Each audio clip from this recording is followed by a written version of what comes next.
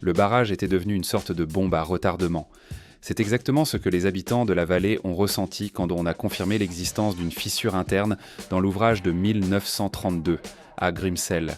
Techniquement, on n'était pas encore dans un scénario de rupture à tout instant. Mais à partir de là, la Suisse a placé l'ancien mur sous surveillance rapprochée, tout en construisant un nouveau, plus haut et surtout plus sûr, juste en amont. Le nouveau Spitalam culmine à 113 mètres, retient le Grimselsea avec environ 94 millions de mètres cubes et protège quelque chose de très précieux, près de 270 gigawatts d'énergie potentielle pour les centrales du complexe KWO, qui tournent autour de 2160 gigawattheures par an. On parle d'un maillon stratégique en altitude, au milieu de hameaux alpins, de routes de col et d'infrastructures électriques. La bascule est en cours, le nouveau barrage a déjà été inauguré et 2026 sera l'année de la mise en service définitive après toute la phase de test et de mise au point. Dans cette vidéo, vous allez comprendre d'où venait l'horloge, pourquoi l'ancien s'est fissuré, comment le nouveau a été érigé et ce qu'il va advenir de l'ouvrage historique. L'histoire du barrage de Grimsel commence en 1932. Dans ce goulet rocheux de l'Oberhasli, on a dressé une voûte fine qui, pendant des décennies, a retenu le Grimselsea et alimenté la chaîne hydroélectrique de la KWO. Avec le temps et les inspections ont mis au jour un problème discret. Le pot du barrage ne se comportait plus comme un bloc unique. À l'intérieur, on a observé des zones de décollement et une fissure tenace.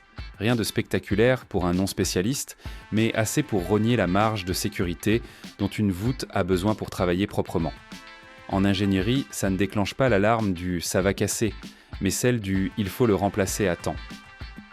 Sur le papier, renforcer l'ouvrage historique paraissait la solution la plus rapide. Sur le terrain, c'était un casse-tête. La gorge est étroite, les accès sont limités, la météo laisse peu de fenêtres, et ajouter du béton neuf sur un béton des années 1930 exige une adhérence parfaite, un contrôle de retrait et une compatibilité thermique que le site n'offre pas facilement. Il faut encore gérer les réactions possibles sur des interfaces anciennes, foraires et ancrées dans le rocher, sous un ouvrage en service. Au final, le renforcement aurait eu l'ampleur, et une bonne partie des risques, d'une construction neuve. C'est de là qu'est venue l'idée qui fait Grimsel. Bâtir immédiatement en aval une nouvelle voûte moderne et utiliser l'ancienne comme barrage de garde pendant tout le chantier. Une barrage devant le barrage. Le lac reste exploitable, les travaux se font par saison de fonte des neiges. Et à la fin, la charge hydraulique est transférée vers une structure plus haute, plus robuste et prête à être relevée un jour. Pour éviter qu'il ne se forme une poche d'eau sous pression entre les deux murs, le projet prévoit un conduit d'égalisation.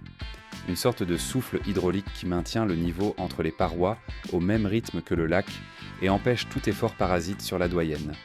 La chronologie démarre en 2019, quand la vallée alpine s'est transformée en chantier saisonnier.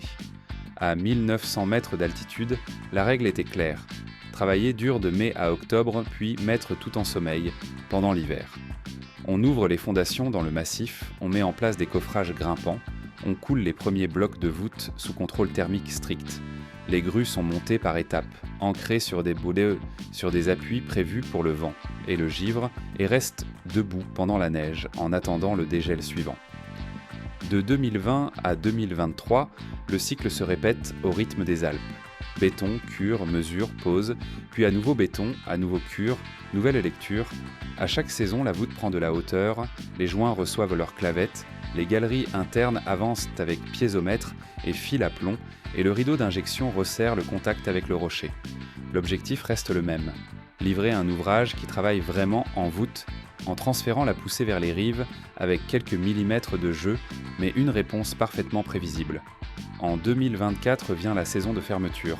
La crête est terminée, le dernier godet marque la fin du gros béton et on passe aux finitions. Reprise des parements, étanchéité, contrôle par ultrasons, pose définitive des vannes et accessoires. Le chantier se met alors en configuration de transition d'exploitation, celle qui doit prouver que les calculs concordent avec l'eau réelle. Durant l'hiver 2025, le réservoir est abaissé à une cote exceptionnellement basse pour permettre le premier remplissage contrôlé au printemps. Le protocole est progressif.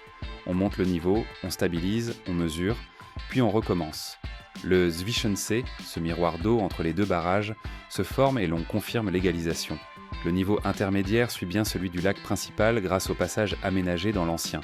ce qui évite toute surpression anormale.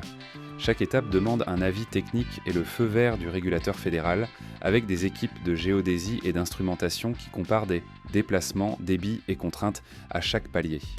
Le 20 juin 2025, le nouveau Spitalam est inauguré pour le centenaire de la KWO. C'est un jalon à la fois symbolique et technique.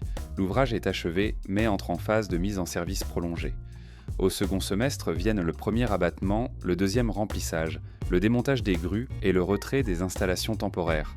L'exploitation à plein régime est calée pour 2026, avec un suivi renforcé au début et un raccordement fin à la cascade hydroélectrique existante. La fiche technique du nouveau Spitalam est nette et sans fioriture. C'est un barrage-voûte à double courbure, haut de 113 mètres, long de 212 mètres en crête, construit juste en aval de l'ouvrage de 1932. Le corps principal totalise environ 223 000 m3 de béton, dimensionné pour travailler en voûte, c'est-à-dire en renvoyant la pression vers les rives rocheuses avec une marge de sécurité confortable. La géométrie et les armatures ont déjà été pensées pour un éventuel rehaussement.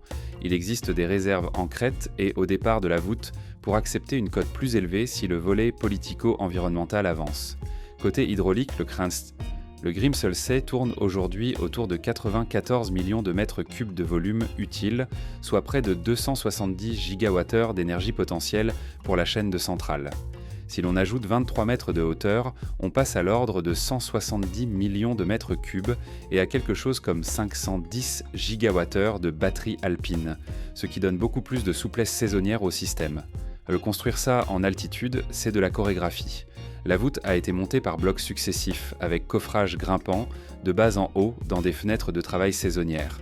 Chaque gâchis a demandé un contrôle thermique serré, chaleur d'hydratation suivie, gradient limité, et une instrumentation immédiate avec clavette de joint, drain et relevé topo à chaque phase. La conception d'exécution a été faite en BIM et calcule aux éléments finis, surtout pour la zone de contact ancien-nouveau et pour le rideau d'injection qui sert de joint rocheux.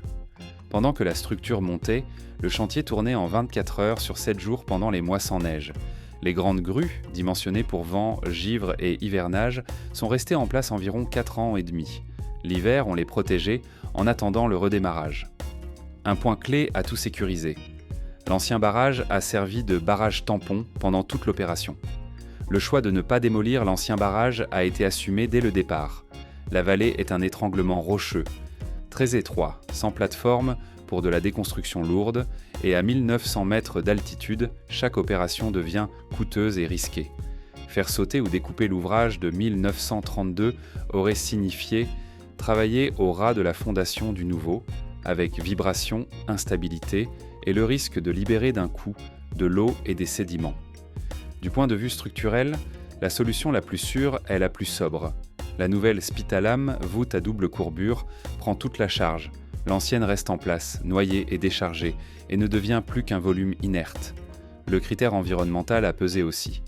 Extraire des milliers de tonnes de béton dans un site alpin aurait impliqué des installations temporaires, des accès et des déchets sans valeur hydraulique. Sous l'eau, l'ancienne n'entrave ni la transmission des poussées vers les rives, ni un éventuel rehaussement de la nouvelle. Pour que cette configuration reste stable, le projet a intégré dès le départ un conduit d'égalisation, le souffle qui empêche toute différence de niveau entre les deux ouvrages et neutralise les surpressions sur la vieille coque. Cette égalisation hydraulique est le cœur de la transition. Comme la nouvelle voûte a été construite juste en aval, il se crée un petit plan d'eau entre les deux murs. Laissé isolé, ce Zwischensee pourrait se remplir à un niveau différent du lac principal et pousser partiellement sur l'ancien barrage. C'est là qu'intervient le Durchlass, une ouverture percée et contrôlée dans l'ouvrage de 1932, raccordée aux galeries, qui fait travailler les deux niveaux ensemble. Dans les faits, quand le Grimselsee monte, le miroir d'eau entre les barrages monte aussi. Quand il baisse, il baisse. Lors du premier remplissage contrôlé, ce volume s'est formé avec cette couleur laiteuse typique des eaux glaciaires très fines, et les mesures ont confirmé la synchronisation des niveaux prévus au calcul. Une fois ça validé, le commissioning se fait par palier. D'abord des montées de niveau étagées, avec phase de stabilisation pour mesurer déformation de la voûte, débit de drainage, pression interne et micro-déplacement de crête.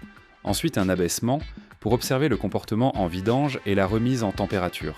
Enfin un deuxième remplissage qui rapproche l'ouvrage de son régime d'exploitation. Pendant toute la séquence, des équipes de géodésie et d'auscultation travaillant dans les galeries réparties sur 5 niveaux, lisent piézomètre, extensomètre, fils à plomb et manomètre, tandis que l'autorité fédérale valide chaque étape sur la base de courbes de référence. Le rythme reste dicté par la montagne. Quand la neige ferme la surface, on avance dans les analyses, les étanchéités, les réglages fins. Quand le dégel ouvre, on reprend les manœuvres et les mesures extérieures. Le basculement opérationnel arrive quand tous les critères de performance et de sécurité sont tenus. La charge hydrostatique agit alors entièrement sur la nouvelle Spitalam. L'ancienne, désormais stabilisée et immergée, fait partie du réservoir et n'a plus de rôle porteur. En 2026, la transition est considérée comme achevée, avec une exploitation définitive et un monitoring renforcé au début de vie pour vérifier que chaque millimètre de voûte et chaque litre de fuite restent dans l'enveloppe prévue. Ce qui vient après change l'échelle de toute la vallée, le rehaussement. Le nouveau Spitalam a été conçu dès l'origine avec de la réserve structurale pour relever la crête. L'hypothèse étudiée est un relèvement d'environ 23 mètres qui, combiné avec la CE-Ferreg, ferait presque doubler le volume du Grimselsea, en passant de quelques 94 millions de mètres cubes à autour de 170 millions de mètres cubes. Côté énergie, on sortirait d'environ 270 gigawattheures de batteries alpines pour approcher les 510 gigawattheures.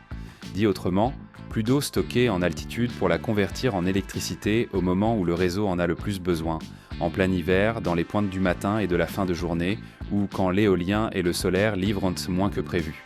Mais pour que ça devienne un chantier réel, les calculs ne suffisent pas. Rehausser, c'est intervenir sur 2 ouvrages. Déplacer un tronçon de route de col, revoir les accès, reprendre tout le système de drainage et composer avec des zones écologiquement sensibles. Ça veut dire dossier d'autorisation, consultation publique et mesures de compensation, avec un calendrier qui dépend autant du canton que des ingénieurs. C'est pour ça que la KWO a choisi la stratégie du prêt à grandir. Le barrage fonctionne à plein aujourd'hui et il pourra monter demain si, et seulement si, le feu vert administratif arrive. Dans le système électrique suisse, cet agrandissement joue un rôle de vrai levier. En augmentant la capacité saisonnière, la chaîne de Grimsel gagne de la souplesse pour lisser l'intermittence des renouvelables, venir au secours du réseau pendant les pointes de demande et faire de l'arbitrage entre heures bon marché et heures chères, ce qui stabilise à la fois les prix et la fiabilité. C'est un peu comme si la vallée recevait un deuxième poumon. Elle stocke de l'air en été et le restitue en hiver, vite, de façon réversible et avec très peu de pertes. Et vous en pensez quoi ? Faut-il relever Grimsel de 23 mètres pour presque doubler la batterie alpine de la Suisse ? Dites-le en commentaire. Vous êtes sur la chaîne La Grande Construction. Laissez un like, abonnez-vous et regardez la vidéo précédente.